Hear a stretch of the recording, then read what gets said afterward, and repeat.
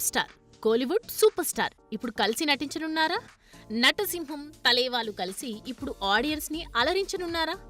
Social మీడియాలో చక్కర్లు కొడుతున్న వార్తలని చూస్తే నిజమనే అనిపిస్తోంది. విషయంలోకి వెళ్తే రజనీకాంత్ హీరోగా నెల్సన్ దిలీప్ కుమార్ దర్శకత్వంలో జైలర్ సినిమా 2023 ఆగస్టులో విడుదలై ఘన విజయం సాధించిన సంగతి తెలిసిందే.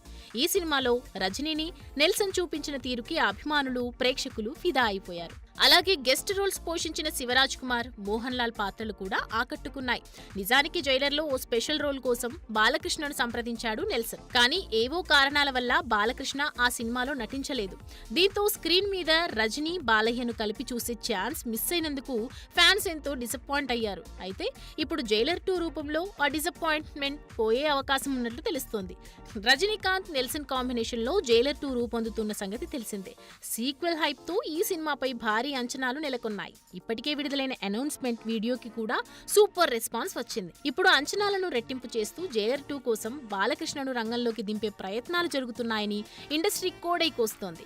జైలర్ 2లో అదిరిపోయే క్యామియో రోల్ ఉందని, ఆ రోల్ బాలయ్య చేస్తేనే బాగుంటుందనే ఉద్దేశంతో నెల్సన్ ఆయన్ని కాంటాక్ట్ అయ్యాడని, బాలకృష్ణ సైతం జైలర్ 2లో క్యామియో చేయడానికి ఓకే చెప్పినట్లు సమాచారం. అదే జరిగితే జైలర్ 2 పై అంచనాలు ఆకాశాన్నంటుతాయి అనడంలో ఎలాంటి సందేహమూ లేదు. ఏదేమైనా ఈ వయసులో కూడా ఇన్ని సినిమాలని పట్టాలెక్కిస్తూ నెంబర్ గేమ్ లో కుర్ర హీరోలతో పోటీ పడుతున్నాడంటే బాలయ్య మజాకా.